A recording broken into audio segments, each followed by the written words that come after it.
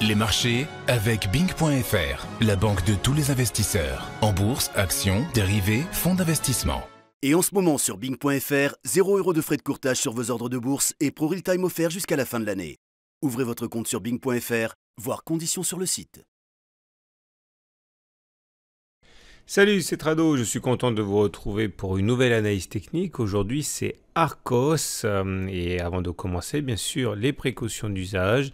Il ne s'agit que d'une analyse technique, il ne s'agit pas d'un conseil financier. Je ne connais pas votre aversion au risque, je ne connais pas votre profil d'investisseur, donc il ne serait pas légitime de ma part de vous inciter à acheter ou à vendre quoi que ce soit. Vous devez avoir une opinion personnelle et cette analyse technique peut ensuite, à titre informatif uniquement, vous donner une vision alternative ou complémentaire. On commence donc par une présentation rapide d'Arcos, connu notamment pour ses tablettes, ses smartphones et également pour ses baladeurs. Alors la dernière nouvelle en date qui explique la chute que certains jugent démesurée, disproportionnée de 10% et qui fait suite à la publication de certains résultats avec notamment un chiffre d'affaires en baisse de 24%.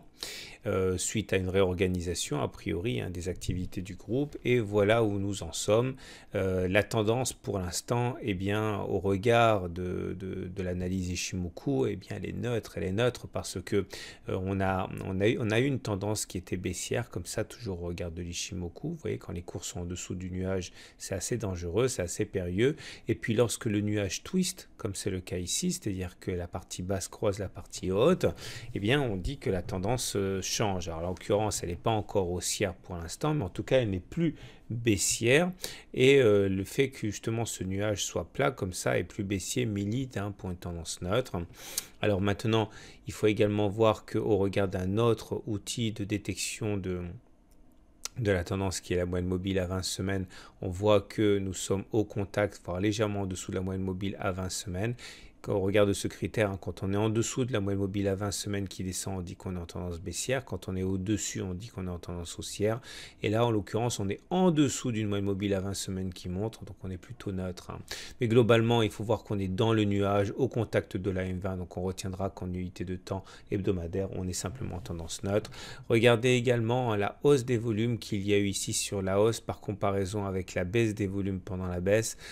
Ça montre que ce n'est pas non plus la panique au regard de ce qui a pu se produire, notamment en termes de volume, lorsque les hausses ont été significatives. Il n'y a pas de vente massive, clairement.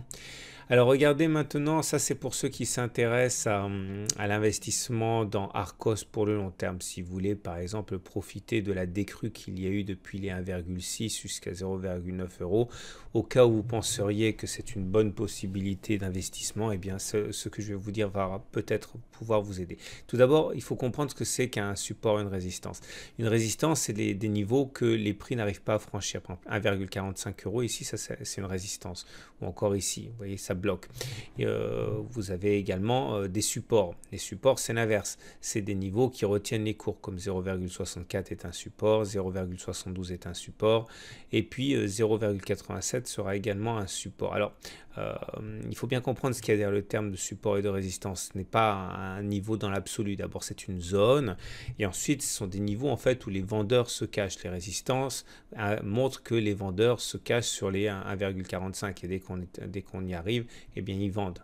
Et inversement, par exemple, les 0,64, ça manifeste le fait qu'il y a des acheteurs sur ces niveaux. Donc, c'est pour ça que ça rebondit. Alors, 0,72 aussi, on l'a dit. Alors, pourquoi 0,87 pourrait être un support, ou du moins, pourquoi est-ce que ça pourrait être un endroit où les haussiers vont se manifester? Tout simplement parce que ça a été une résistance ici, ou encore là, vous voyez. Et on dit que lorsqu'une résistance est cassée, comme ça a été le cas ici, elle change de polarité, elle devient support.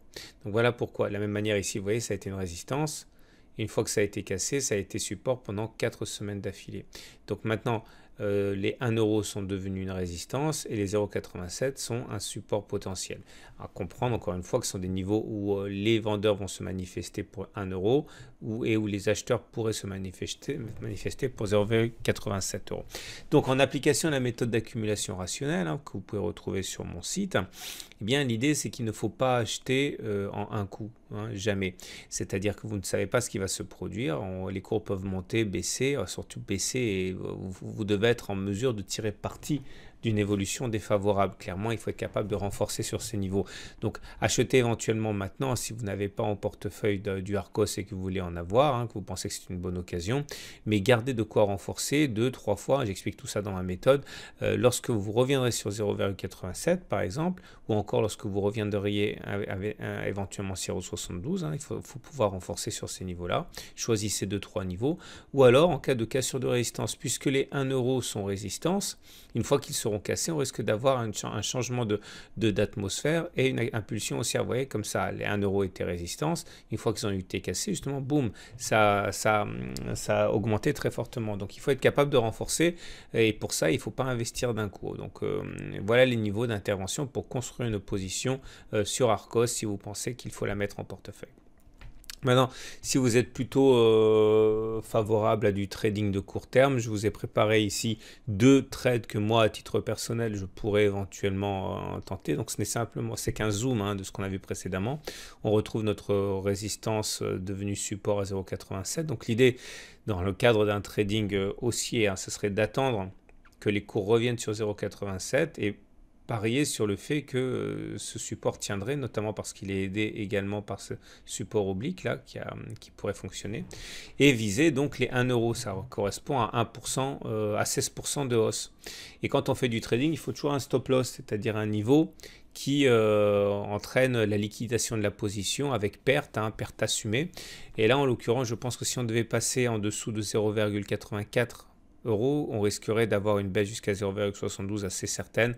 Donc l'idée c'est que à titre personnel je pourrais acheter sur ces niveaux visés plus 16%, par contre liquider la position en cas de baisse de 4%, ça donne un rapport, un ratio gain-risque intéressant de 16% pour moins 4% de baisse, donc 1 pour 4, c'est pas mal. Okay.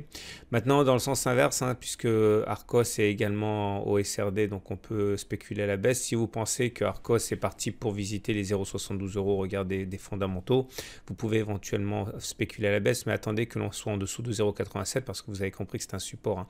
Et là effectivement, si on allait de 0,87 à 0,72, vous pourriez gagner 17%, mais là aussi toujours un ratio gain-risque intéressant. Il faudrait que le stop loss soit par exemple au cas où on reviendrait au-dessus de 0,92, parce que si on revient au-dessus de 0,92, on est plus parti pour remonter que pour baisser. Il faudrait prendre votre perte. Là, clairement, si ça baisse de 17% et que ça atteint votre objectif, vous gagnez donc ce montant-là. Et par contre, en cas de mauvais trade, vous perdriez 5%. Donc là aussi, on a un ratio gain-risque intéressant de 3 pour 1. Ça pourrait se tenter si vous êtes séduit par cette idée. Voilà ce qu'on pouvait dire pour Arcos. J'espère que ça vous a donné à la fois des idées pour investir et pour trader rationnellement si vous avez envie de le faire sur cette valeur. Et là, il faut vraiment que vous ayez une idée propre, puisque je ne suis pas habilité à vous inciter à faire quoi que ce soit. C'est à vous de voir si cela correspond à votre profil. À demain sur le site pour une autre analyse technique. Les marchés avec Bing.fr, la banque de tous les investisseurs. En bourse, actions, dérivés, fonds d'investissement. Et en ce moment sur Bing.fr, 0 € de frais de courtage sur vos ordres de bourse et ProRealTime offert jusqu'à la fin de l'année. Ouvrez votre compte sur Bing.fr, voir conditions sur le site.